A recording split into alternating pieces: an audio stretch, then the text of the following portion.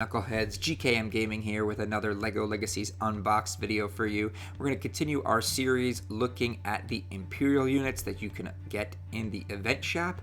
And now we're moving on to Captain Valiant, the tank, the backbone of the Imperial team.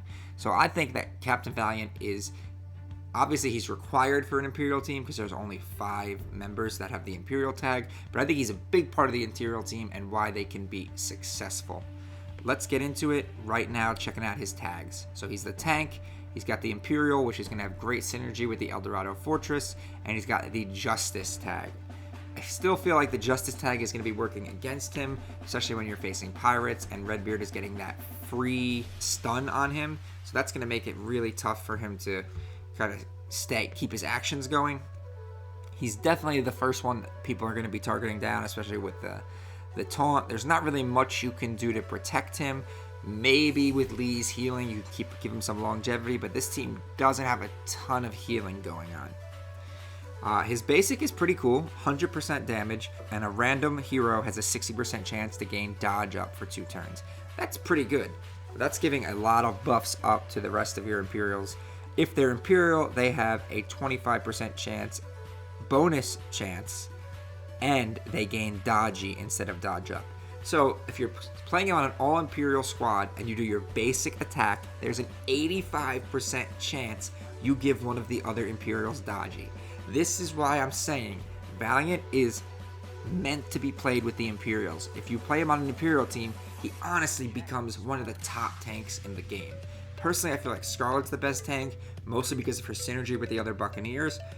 Valiant, with his synergy with the Imperials, could really be something to trifle with. Take a look at his taunt over here. He gains taunt for 2 turns and has a 100% chance to inflict defense down 1 on the foe with the most health for 1 turn.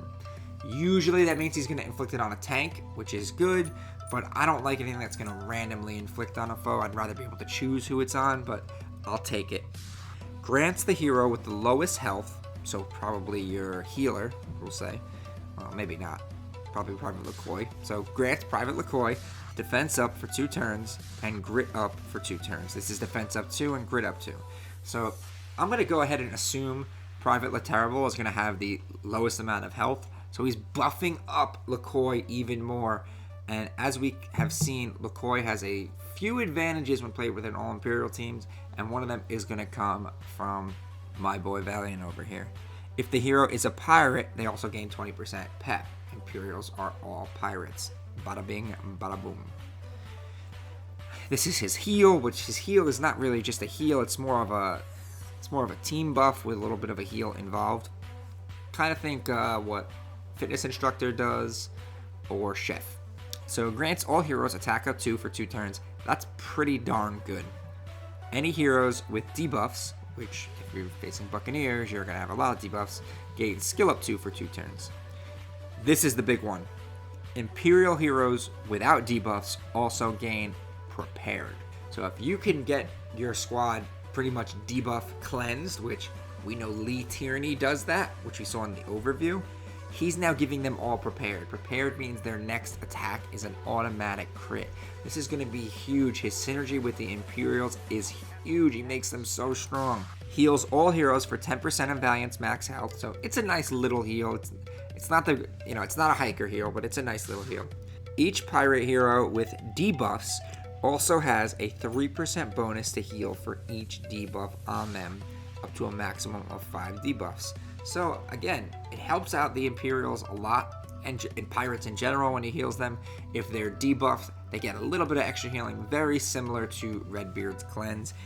I feel like Valiant is going to be the Redbeard of the Imperials. He's just the staple, although maybe Admiral Nonsuch might take that role.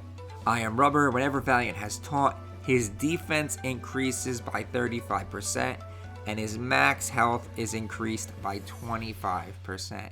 On top of that, he's getting another 20% defense just from the Eldorado Fortress. That is pretty good. That means he gets beefier and much harder to take down when he's taunting, and he's going to need to be taunting as often as possible. His max health, 1300 is pretty good. His attack is not bad, but his defense is really where it's at. He's got the second highest defense in the game next to Scarlet. The only other unit that eclipses 1,000 besides her. And when you take into account that he's going to have 55% bonus defense from his passive and the Eldorado Fortress whenever he taunts, he's not the easiest to focus down, especially when he gets to 7 stars. And I think he's what you need for an Imperial team. And when you play him with the other Imperials, the bonuses and the buffs that he can give them are really, really good. Dodgy and Prepared are some of the best buffs in the game. And the fact that he just can give those out to the other Imperials with such a high percent is ridiculous. Well, that's all I got for you on Valiant today. Please let me know what you think in the comments. Don't bash me too much for saying good things about him after I said some bad things before. I still stand by what I said about him with the Buccaneers team, but I think on the Imperial team, he's one of the best units in the game, and I think this squad could be pretty dirty. Please smash that like button. Remember to hit that subscribe button. Ding that little bell for some notifications. And as always, remember to knuckle up. She blocked me on Instagram. I don't give a damn about that. I can see your face, still feel the same. I don't feel the need to forget your name. So